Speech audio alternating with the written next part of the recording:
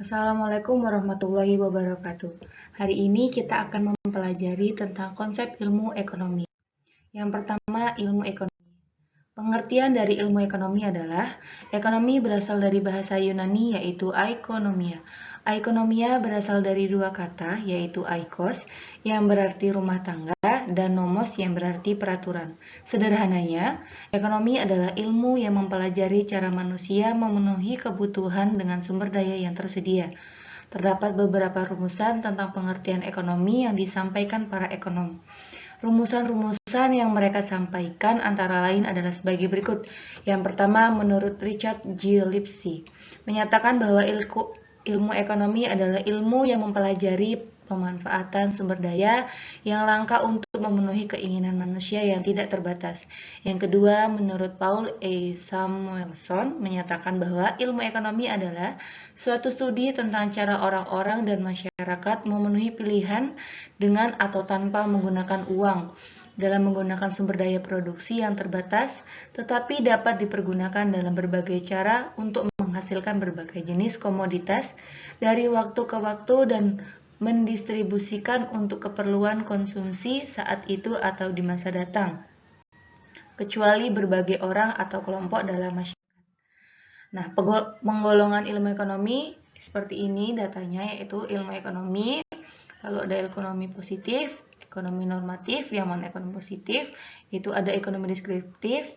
Nah, ekonomi normatif itu ada ekonomi terapan. Nah, setelah itu ada teori ekonomi, yang mana teori ekonomi dibagi menjadi dua, yaitu ekonomi mikro dan ekonomi makro. Nah, biar lebih jelas, selanjutnya kita lanjut ke slide selanjutnya. Nah, ini ekonomi positif yaitu ilmu yang mempelajari kegiatan manusia dalam memenuhi kebutuhan tanpa memasukkan aspek non-ekonomi seperti agama, pandangan hidup, etika, hukum, filsafat, dan politik. Ilmu ekonomi positif berpandangan murni, menitikberatkan pada untung dan rugi dari setiap kegiatan dan hanya menjelaskan peristiwa-peristiwa ekonomi yang terjadi dalam masyarakat secara apa adanya, tanpa dikaitkan dengan aspek non-ekonomi. Ilmu ekonomi positif disebut juga ilmu ekonomi deskriptif. Contohnya, analisis dalam ilmu ekonomi positif adalah jika permintaan meningkat menyebabkan harga naik. Analisis ekonomi positif berhubungan dengan pernyataan-pernyataan ekonomi mengenai apa yang terjadi dalam dunia nyata. Selanjutnya, ekonomi deskriptif merupakan analisis ekonomi yang menggambarkan kondisi sebenarnya berdasarkan kondisi fakta dalam perekonomian. Misalnya, gambaran kondisi krisis moneter di Indonesia yang terjadi pada tahun 1998. Selanjutnya, ekonomi normatif. Ekonomi normatif merupakan ilmu yang mempelajari kegiatan manusia dalam memenuhi kebutuhan dengan cara mengembangkan teori-teori yang memuat unsur-unsur non-ekonomi. Cakupan ilmu ekonomi normatif lebih luas dari ekonomi positif. Analisis dalam ekonomi normatif biasanya berupa pernyataan-pernyataan ekonomi yang menunjukkan apa yang seharusnya terjadi. Contohnya, harga terbentuk karena adanya permintaan dan penawaran. Nah, ekonomi terapan yaitu analisis ekonomi teori untuk merumuskan kebijakan-kebijakan dan pedoman yang tepat untuk menangani masalah ekonomi tertentu. Jadi, ilmu ekonomi terapan lebih bersifat praktis dengan menerapkan pengertian ekonomi pada bidang-bidang atau masalah-masalah tertentu. Misalnya, ekonomi pembangunan, ekonomi industri, ekonomi politik, ekonomi internasional, ekonomi moneter, ekonomi perbankan, ekonomi perusahaan, ekonomi syariah, dan sebagainya. Selanjutnya, ekonomi teori merupakan analisis ekonomi yang berusaha menjelaskan, mencari pengertian berhubungan dengan sebab, akibat, dan cara kerja sistem ekonomi. Nah, dalam ilmu ekonomi teori dibagi lagi menjadi dua macam pengertian ilmu ekonomi, yaitu ekonomi mikro dan makro. Nah, ekonomi mikro adalah ekonomi yang mempelajari perilaku individu dan rumah tangga produksi atau perusahaan dalam membuat keputusan untuk mengalokasikan sumber daya yang terbatas.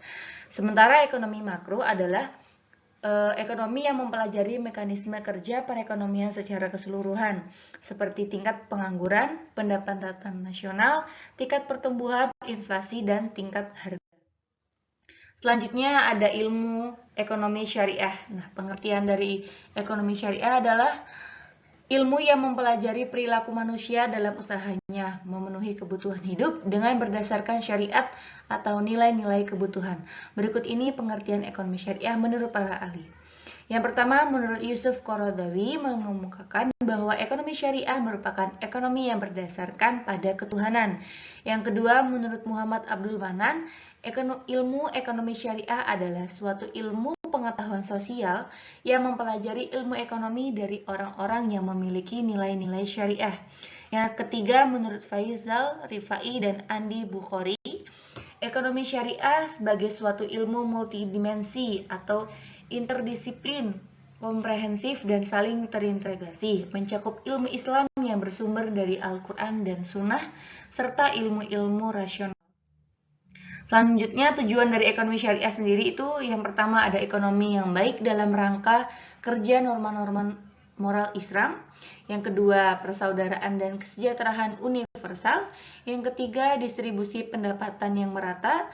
Dan yang terakhir adalah kemerdekaan dari individu dalam konteks kesejahteraan sosial. Nah, prinsip-prinsip ekonomi syariah yang pertama ada sumber daya yang dipandang sebagai amanah Tuhan yang Maha Kuasa kepada manusia sehingga pemanfaatannya harus bisa dipertanggungjawabkan di akhirat kelak. Yang kedua, kepemilikan pribadi diakui dalam batas-batas tertentu yang berhubungan dengan kepentingan masyarakat dan tidak mengakui pendapatan yang diperoleh secara tidak sah. Yang ketiga, pekerja adalah kekuatan penggerak utama kegiatan ekonomi syariah. Yang keempat, kepemilikan kekayaan tidak boleh hanya dimiliki oleh segelintir orang-orang kaya dan harus berperan sebagai kapital produktif yang akan meningkatkan kesejahteraan masyarakat. Yang kelima, Islam menjamin kepemilikan masyarakat dan penggunaannya dialokasikan untuk kepentingan orang banyak.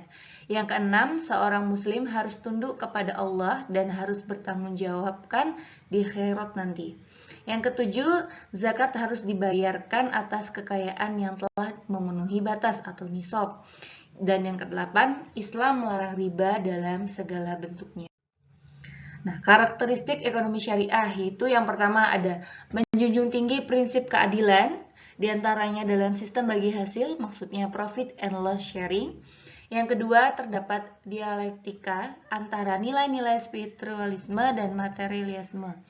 Yang ketiga, kebebasan ekonomi artinya tetap membenarkan kepemilikan individu dan kebebasan dalam bertransaksi sepanjang dalam koridor syariah. Yang keempat, kepemilikan multijenis artinya hakikatnya pemilik alam beserta isinya hanyalah Tuhan yang Maha Esa semata. Harta yang dimiliki manusia hanya titipan. Dan yang terakhir, menjaga keselamatan individu dan masyarakat. Selanjutnya, manfaat dari ekonomi syariah sendiri itu yang pertama mewujudkan integritas muslim yang menyeluruh sehingga Islam tidak lagi parsial. Yang kedua, menerapkan dan mengamalkan ekonomi syariah melalui lembaga-lembaga keuangan syariah melalui praktik bagi hasil. Yang ketiga, praktik ekonomi syariah bernilai ibadah karena telah mengamalkan syariat Tuhan yang Maha Esa. Selanjutnya, kita lanjut ke bab kelangkaan. Nah, pengertian dari kelangkaan sendiri ini adalah menurut Lionel Robin, kelangkaan merupakan karakteristik manusiawi. Kelangkaan terjadi ketika kebutuhan manusia yang tidak terbatas berhadapan dengan sarana pemuas kebutuhan yang terbatas. Kelangkaan adalah kondisi di mana manusia memiliki sumber daya ekonomi yang terbatas untuk memenuhi kebutuhan yang tidak terbatas. Misalnya, masyarakat membutuhkan gas LPG 10 ton per bulan, sementara jumlah gas LPG yang tersedia hanya 8 ton. Dalam hal ini terjadi kekurangan 2 ton. Selanjutnya, faktor-faktor yang menyebabkan kelangkaan itu salah satunya adalah perbedaan letak geografis, yang kedua pertumbuhan penduduk, yang ketiga kemampuan produksi, yang keempat perkembangan teknologi, dan yang terakhir adalah bencana alam. Nah, kebutuhan itu dibagi menjadi 4 seperti ini yang sudah dijelaskan,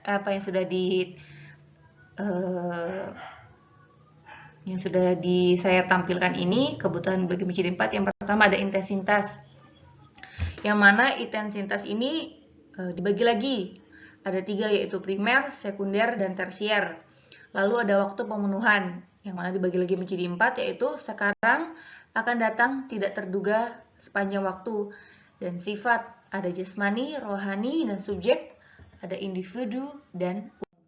Nah, faktor-faktor yang mempengaruhi kebutuhan, itu yang pertama ada pendidikan, yang kedua pendapatan, yang ketiga perkembangan zaman, yang keempat kondisi alam, yang kelima adat istiadat, yang keenam lingkungan, dan yang ketujuh adalah agama. Nah, alat pemenuhan kebutuhan. Ini dibedakan menurut cara mendapatkannya. Nah, kalau menurut cara mendapatkannya, yang pertama adalah benda ekonomi, benda bebas, dan benda ilit. Terus menurut tujuan kegunaannya dibagi menjadi dua, itu benda konsumsi dan benda produksi. Kalau menurut proses pembuatannya dibagi menjadi tiga, yaitu bahan mentah, bahan setengah mentah, dan bahan siap pakai. Dan yang menurut hubungannya dengan benda lain dibagi menjadi dua, yaitu benda komplementer, benda substitusi.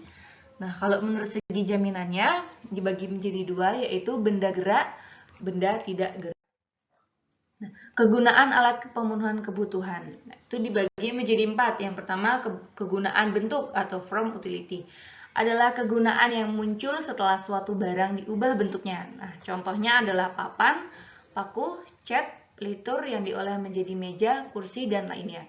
Dan yang kedua yaitu kegunaan tempat, place utility, adalah kegunaan yang muncul setelah barang dipindahkan ke tempat lain.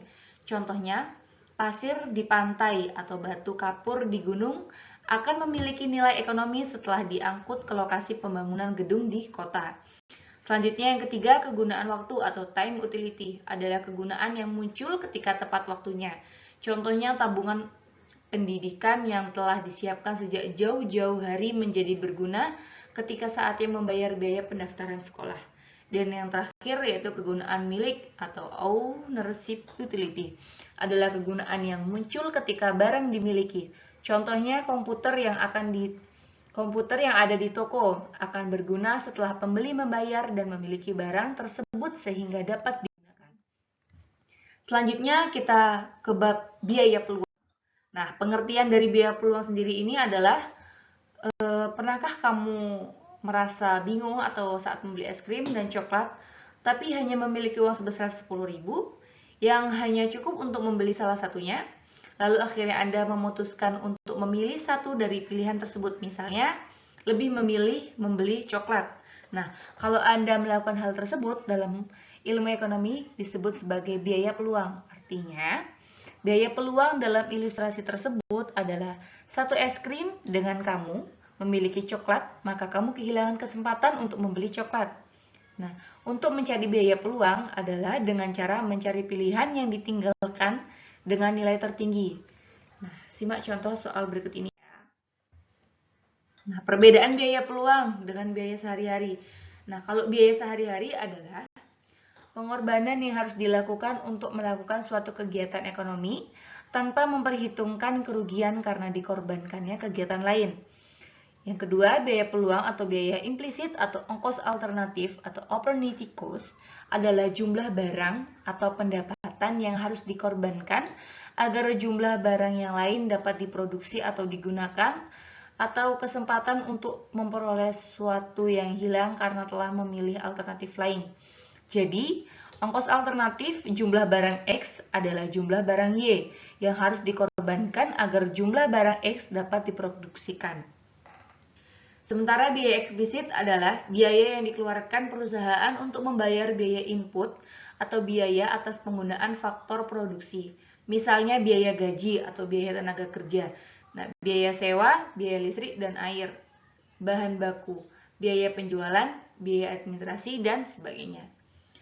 Contoh lagi, biaya sesungguhnya atau biaya kesempatan merupakan biaya yang dikeluarkan perusahaan dan biaya tidak mengharuskan perusahaan untuk membayar biaya-biaya input, sehingga biaya sesungguhnya merupakan penjumlahan antara biaya implisit dengan biaya eksplisit. Rumusnya itu biaya sesungguhnya sama dengan biaya implisit ditambah dengan biaya eksplisit.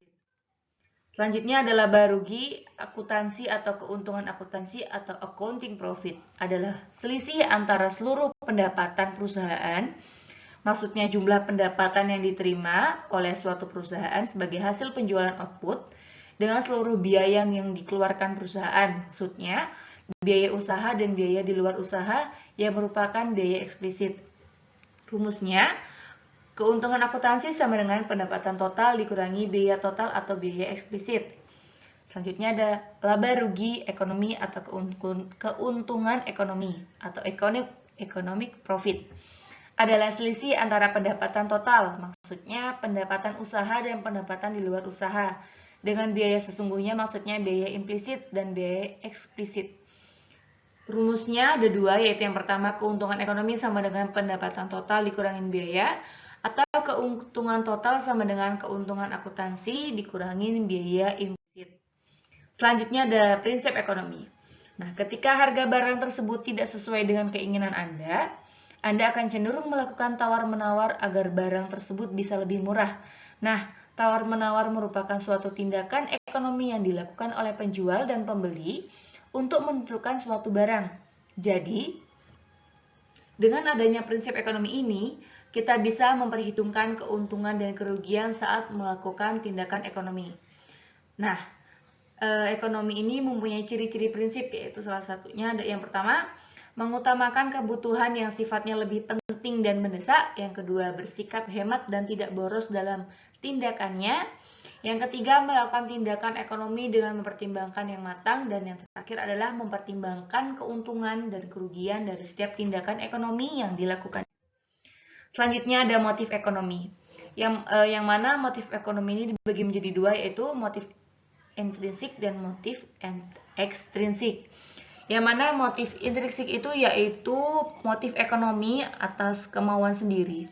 Contohnya motif intrinsik adalah ketika kamu lapar atau haus, maka kamu akan membeli makanan atau minuman.